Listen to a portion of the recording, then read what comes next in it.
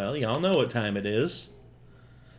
It is time for a game theory.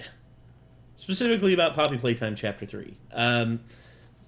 Bow Before Him is what this one is called. So, we watched the trailer for Poppy Playtime Chapter 3, and it's looking like the next monster is going to be terrifying. Mm-hmm. It's going to be a big old furry, like, monster with, like, cat features and, like, big old claws and shit. Yeah. I'm gonna be honest with y'all. I'm slightly terrified, but at the same time, I'm just like, man, I'm gonna burn that cat up. I'm gonna box that cat into oblivion. I'm gonna smack it with my not that cat. No, that cat is sweet. That cat is fat, furry, and sweet. Most of the time. He's food motivated.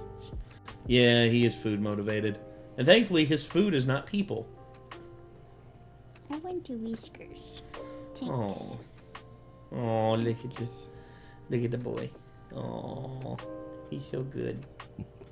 He's a good boy. Is he the only one who managed to get by you when you opened the door up there? Nah, Bilbo was the first one to get by. Yeah, Bilbo's down here too. I saw him. Like he hopped up on his lap earlier. All we heard was like, fucking, I don't know what you said.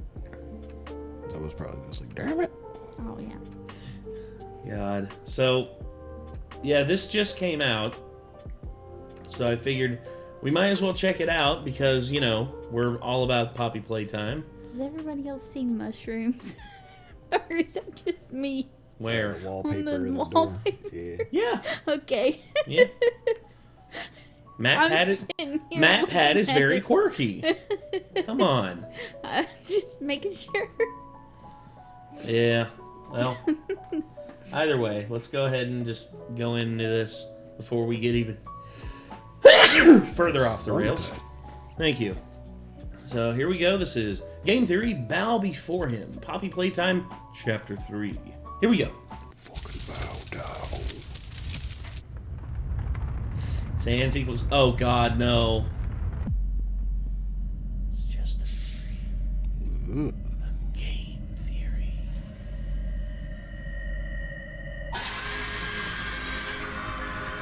Hello, Internet. Welcome to Game Theory, the show that's full of hot air. It's that time again, folks. Mob Games has come out of its hibernation and finally given us what we've all been clamoring for over a year now. The long-awaited Chapter 3's second trailer. Wait, are you kidding me? Come on. Don't get me wrong. I love brightening images frame by frame as much as the next guy. Are we about to brighten something? Oh, are we ever gonna brighten something? But it's been, what, 15 months since Chapter 2? I feel like I need to get my Poppy fix to complete my indie horror Thanos glove of 2023. That said, if this trailer is anything to go by, the newest chapter is gonna be incredible. Immediately things feel different here, and it's clear they're leaning hard on the horror. This very clearly reads of like, hey, this is so starkly different from anything else in this franchise. Right. Very clearly reads as, hey, we sold a movie. One of the developers was even asked about this in the official Poppy Playtime Discord server, and he said, quote, "It'll still have the same feel as the first two in a lot of respects, but the horror is definitely dialed up." Which, of course, got everyone real excited. Yeah.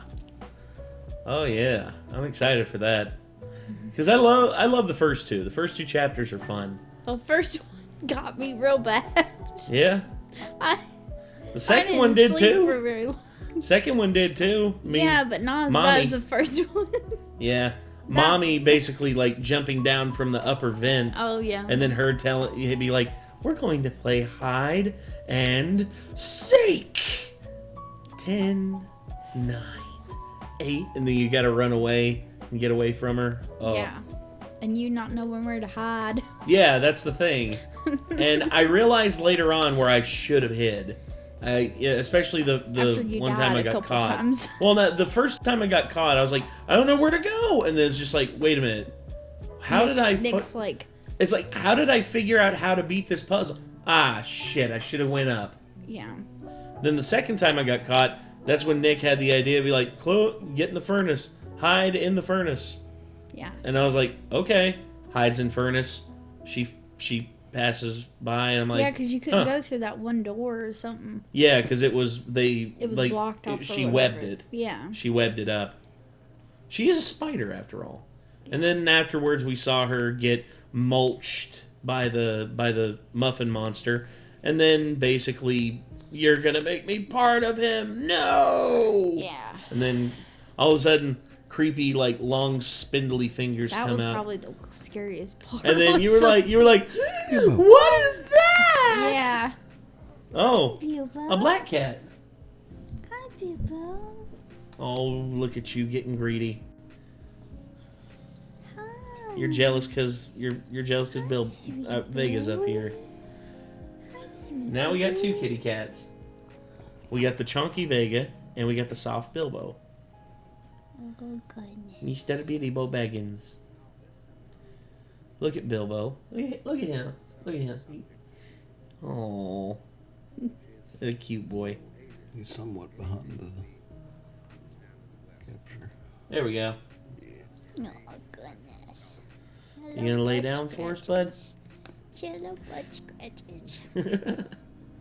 Scratch it. Oh, and there he goes. He's like, yes, love on me. It's okay, Bilbo. Hey, hey, bud. Hey, buddy. Oh, listen to him purring. There's the purpers. Your There you sissy's go. up there in the bed. Oh, goodness. You're messing up the microphone. Hey, I don't care. I'm cute, and I can get away with it. Aww. What a big bundle of cuteness. Both of y'all are. Aww. Why, thank you. I knew he was going to say something.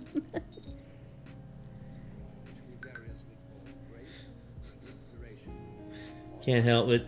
There's kitties on Yeah, on we're laps. just taking a cat moment. Sorry, people. That's fucking up your microphone. He kind of put it back in place. There it goes. There's a good boy. Good boy. Just a good boy. Excuse me. Back to the theory. Back to the theory, I guess. And from the creepy images of dead kids to the literal writing on the wall, this trailer is like a toy box exploding with clues about what this new chapter is about. And I think that I figured it all out months before its release. Not only will we have tortured kids and sinister poppy gas, but we're now being shown more about the monsters they became and the creepy religion they've created. A religion full of sacrifices, rituals, and a leader who's manipulating his congregation into serving him. So strap on your grab packs and hold your breath, loyal theorists. We're heading deep into the cloudy red fog of Playcare. The repeated theme for this chapter is the use of red gas, so let's start there. In a past theory, I suspected that this gas was made from poppies, a red flower that we know Playtime used in their experiments trying to bring dead rats back to life. It's also in the name of the game, Dead so, rat. you know, not that big of a logical leap. I also pointed out that poppies have been used throughout history as a sleep agent, mainly due to the natural opium that's contained in the plant. And that is exactly what we see in the trailer. On the walls of the Playcare, we find a drawing that shows clouds of red gas with the phrase "time for bed" written Time for bed. underneath. This is the last thing that the child sees before falling asleep under the influence of the gas. Which then leads us to the question, who's our new monster responsible for delivering it? We see some crude child drawings on the wall of a purple creature with red clouds around him, and text all associated with either sleep or nightmares. This then seems to be our gas monster. Sometimes the purple figure is shaped like a bird, other times it's got super long limbs, and sometimes it's just a purple scribble. This has gotten many people on the internet to think that he's a shapeshifter. I disagree. I suspect that this is just the result of sleepy kids not having a clear vision of what this thing actually is as they pass out. Fortunately for us, though, we get that to see a could be bit true. more of this creature. By pausing the trailer on one of the final frames, brightening the image, and then color balancing it a bit, we see that it's got itself a purple paw with 4 sharp claws. That, coupled with the shape of the nose and eye sockets that we see during the final jump scare, as well as the presence of a muzzle right here, reads to me like an old cartoon cat. Almost like the Cheshire Cat from... Yeah, that's what I was drawing a parallel to, because the eyes and the mouth shape and everything. Although we don't see its teeth, and I think its teeth are going to be sharp. They're going to be, instead of like how Huggy Wuggies were like mangled and jagged and all that. I think these are going to be a little more straightforward, like Sawtooth. You know, like, but like, oh, not quite shark, but I will say like I said sharp. Well, not quite shark-like. You know, like the. Instead, I think it'll be more like cartoon cat. You know how whenever you see Tom from Tom and Jerry do the big smile and it's got the like rows of teeth that are perfectly aligned and all that. I think that's what we're gonna get with this guy. That's what I think. I don't know. Alice in Wonderland. Now, that at first might seem weird. This franchise already has Just made Tom's evil laugh come to mind. Like the In me power. Yeah. Gosh. Actually, I love that laugh so much. Because it's just after he's finally caught Jerry after, like, the long chase. He's like, in me power. Hello? itself 2 other cats in the form of Cat B and Candy Cat. So why are they triple dipping? Can't they come up with something new? I suspect that it's because a cat that lures kids to their final sleep is actually a common superstitious belief. One phrase that you sometimes hear tossed around Egyptians is that had a cats belief like will that. steal a baby's breath. For centuries, there have been these urban legends circulated about cats sneaking into cradles at night, That's causing creepy. children to suffocate and die. It's unclear where that whole urban legend Yeah, started. Probably the story my of just granny thought that was true. And apparently drop kicked my mom's cat out the front door. Damn. And it ran away and never came back. I Oh was my like, that's gosh. fucked up. I always like every time I've seen cats around most babies, they're pretty nice. I mean, they're curious. They're like, smells like a human. Smells a little worse than a human. Yeah. And then they're just like, well, he's not hurting me or anything like that. I'll just lay in front of him. just one parent where it happened to them, but it's thought that the smell of the milk on baby's breath, or the crib being a nice warm place to cuddle, or the cat being jealous, some combination of those things get them to climb into bed, lay across the baby, and deprive them of oxygen. There was a coroner back in 1791 that came to examine a deceased child and actually stated this urban legend was indeed the cause of death, which only gave more support to the superstition. And that, I suspect, is what our Chapter 3 cat monster is doing. After a fun day at the game station under the watchful eye of Mommy Longlegs, this guy would come in to quote-unquote help the children fall asleep, stealing the breath of children by replacing their air with his poppy sleeping gas. Considering that we've been seeing more and more images of gas masks, this is also something that we're likely going to have to use to protect ourselves. Otherwise, we might begin to hallucinate and have to distinguish between what's real and what isn't, just like the kids' drawings on the wall would suggest. So what is this gas cat? Or, I suppose if you're following the conventions of the naming system for this game, it would be Gassy Catty, not the most sinister of names. But what is Gassy Catty up to now? Well, I would say Mr. Night Night. Yeah. Mr. Night Night, I think is a more effective name, because all of a sudden, Mr. Night Night, he's just like, oh, hello, children. Who's ready for a nap? Time to go night night. Now close your eyes. Yeah. well, the writing is quite literally on the wall in this trailer. It's been busy carving phrases like, I live to serve our angel of salvation, I rejoice in him, wrapped us in garlands on the walls. Garlands, by the way, are wreaths of flowers that are often used for Catholic baptisms, so you might start to see where all this is going. So are these stage lights? They look like candles to me. Are they? Oh yeah, think they're like ritual candles. Okay, a lot of religious imagery here. Gassy Catty is no longer taking on the role of a monster, but instead that of a religious leader. This idea is also exemplified by another carving that we see on the wall, my somniferous flock. This isn't referring to a group of birds, it's being used in the Christian sense. One of the many roles that Jesus is associated with in Christianity is that of a shepherd, one who tends to, feeds, and cares for his flock. The sheep in this scenario are his followers, people that rely on and follow Jesus in their day-to-day lives. Meanwhile, the word somniferous stands out for a few reasons, mainly because I've never heard anyone ever use that word in a sentence before. Turns out that in the years since this factory closed, Gassy's been studying up for his SATs. Always be I'm learning guessing there, Gassy somniferous Catty, 'cause means I'ma tell ya, sleepy. Somniferous, I'm not sure. I think he's about to tell us. I am right there with you. I too am a nerd for words. Somniferous would be what? My sleepy? Yeah. Kasomnia is sleep. Turns out I was actually half right in my assessment there. According to Google, it's not just being sleepy, but having sleep Tending to induced induce upon sleep. you. So our gassy caddy is talking about his flock of sleepy kids, the orphans in the play care that he's putting to sleep. But the play care has been abandoned for years. There aren't kids there anymore that can serve as his sleepy flock, right? Wrong. The whole point of the play care and the poppy gas was to help convert them into toys. But rather than them all being giant toys like Huggy Wuggy, I suspect a lot of these kids turned out much smaller. When the team and I were playing through Project Playtime's newest update, we noticed this poster. What does this say? Take every step. Take every step like it's your last. Oh, and they're heading to Playcare. Yeah, and it's a bunch of random characters, so these are kids, not like toys. A poster with 3 new plush toys walking towards the play care. Now at the time I just thought that these toys were there to represent the children walking to the play care, trying to make things seem wholesome and child friendly, but now I don't think that these were representations at all. I've already mentioned the sad looking images of the children on the walls of the play care, but did you notice the remains of characters next to their faces on the edges of the frame? These are... So they're still gonna be there, but as the toys. Wow. That is... Oh, that's dark.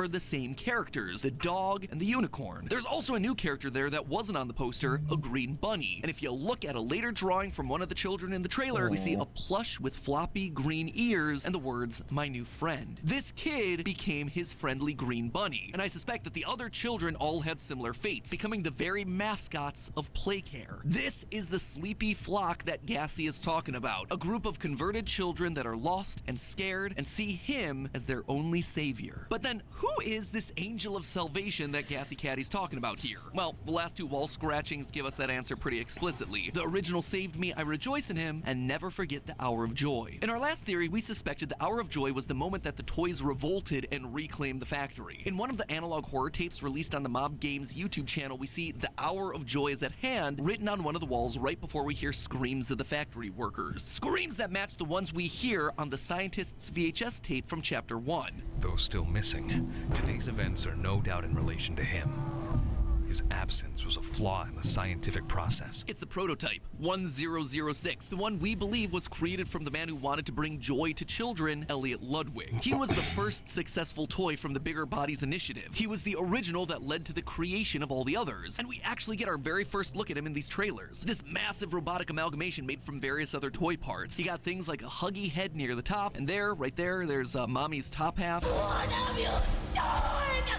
You make me part of you!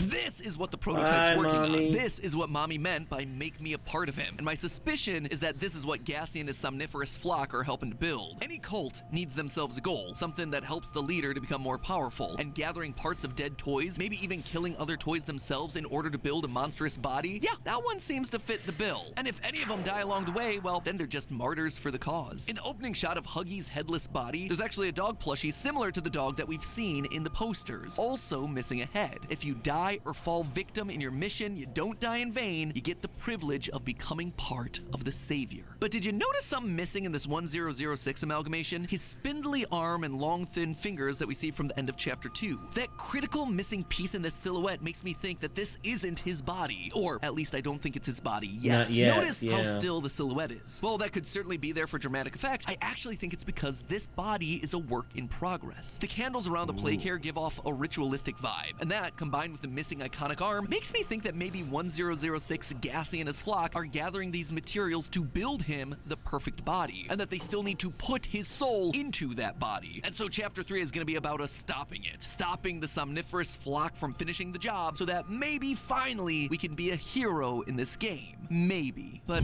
I don't think so. You see, thus far, we've been nothing but the villain. It's been well established at this point that we used to work here. And not only did we work here, we were instrumental in the creation of some of these toys. You wonder who we are. But why? You should know. It was your doing that made us... Oh, we said that! They left Mommy to die alone. Mommy didn't deserve that, but you worked here. So if anyone deserves to die alone, it's you. And now, look at what we've done since coming back to the factory. We've killed both Huggy Wuggy and Mommy Longlegs. Supposedly killed Huggy, because, you know, there's evidence that Huggy someone pointed it. I think it might have been Matt who pointed it out, but during the one game where we're like trying to get these, I forget which one it was, but you know, the conveyor belts to like go all the way to the top, and then us get the toy at the top. You actually can see blue fur and blood like crawl, like where it looks like he's crawled up the wall and into a vent. So Huggy apparently survived the fall and is still out there somewhere. Oh my. Yeah, but his decapitated, impaled head leads me to believe that he might have been caught since then. Maybe, but I don't know. There's also the chance that could be one of the other like mini Huggies, you know, because you remember the game where, you know, like where we had to stop the Huggies from coming out of the holes in the wall. Could be one of them. Main Huggy Wuggy may still be out there somewhere. I don't know. Toys that were made from kids. It's not a great track record for our player character, right? Currently, there's a Poppy ARG taking place in the lead up to Chapter 3, and while there isn't enough information yet to fully solve it, there are aspects that have been discovered that shine a light on the children involved in the Playcare scheme. One of the discoveries was this incident report about one of the orphans in Playcare, Marie Payne. Now, if the name Marie Payne sounds familiar, well, it's because we found a transfer request in Chapter 2 about her. In that request, we were told that she was the child that would go on to become Mommy Longlegs. Now, why do I bring that up? Well, if you remember, Mommy was fine with the orphans because she never wanted them to feel alone like she did. She was protective of the kids. No, the only people that Mommy Longlegs lashed out at were the staff, the people who tortured her and transformed her into a giant neon pink toy. She knew what they were going to be doing to these kids because it had all been done to her first. She was trying to be a protector, a comfort. We also know that she doesn't trust the prototype or any of his religious rhetoric. What have you done? You make me part of you! This is especially important if the prototype is indeed Elliot Ludwig, founder of Playtime, the man who started the whole toy conversion process in the first place. She doesn't buy his liberation of toy shtick one bit. She knows that he's once again trying to use the people around him for his own selfish gains. In fact, a group of toys building a big body using the parts of other living creatures, it's the Bigger Bodies Initiative all over again, but this time for the prototype. All of these clues together make me curious about what our motivations are for being here. Are we actually here to help, or are we just cleaning up the mess of evidence that we left behind? Are we on the side of the orphans, unwillingly turned into monsters, or are we gonna end up siding with Elliot all over again, a man who created a nightmare for so many? Early signs aren't exactly promising. We stripped Mommy of her freedom and independence only to feed her to the prototype. So what do you think is gonna happen next with these kids from Playcare? Seems like there's no route where we don't walk away with some blood on our hands. Everybody's going to die. Tells me that's something our player character is more than familiar with. But hey, that's just a theory. A game theory. Thanks for watching. If you're enjoying theories about brightly colored mascots, I highly recommend you check out our coverage of Welcome Home. If you like Poppy, you are gonna love this mystery ARG website. Or maybe you're in the mood for a horror game that isn't about dead kids being turned into monsters. Sounds impossible, but if you check out our theory on My Friendly Neighborhood, you might be pleasantly surprised. As always, my friends, don't forget to subscribe, and I will see you all next week. All right. So damn, there's things that I'm curious about when it comes to Poppy Playtime Chapter 3. There's still things that I'm up in the air about. I was like, I wonder how Poppy is going to play into this. Yeah. Because, you know, we haven't seen her in this trailer. Yeah, and it was her betrayal that led us to be at Playcare. Because we were on our way out, and then she was like, I can't let you leave. And then she changes the track and takes us to Playcare. It's like, well, shit. Yeah, they haven't shown much of her, so it's interesting how they're gonna tie her into this one. Yeah, I guess. We'll see. Honestly, I don't know. There's a lot. There's a lot that, once again, these games are very thick with lore, and I still haven't played any of Project Playtime, the multiplayer game. I still haven't played any of it. Yeah, I haven't either. And I feel bad about that. But I guess we'll see how it plays out. But for now, I think that may do it. So, once again, I want to thank everybody for tuning in. And until next time, signing off, I'm Nate. I'm Kate. I am Nick. That's people. Yeah, Vega was here, but he's over there somewhere. He's over there being a loaf. Yeah. And we'll see you later, everybody. Bye-bye.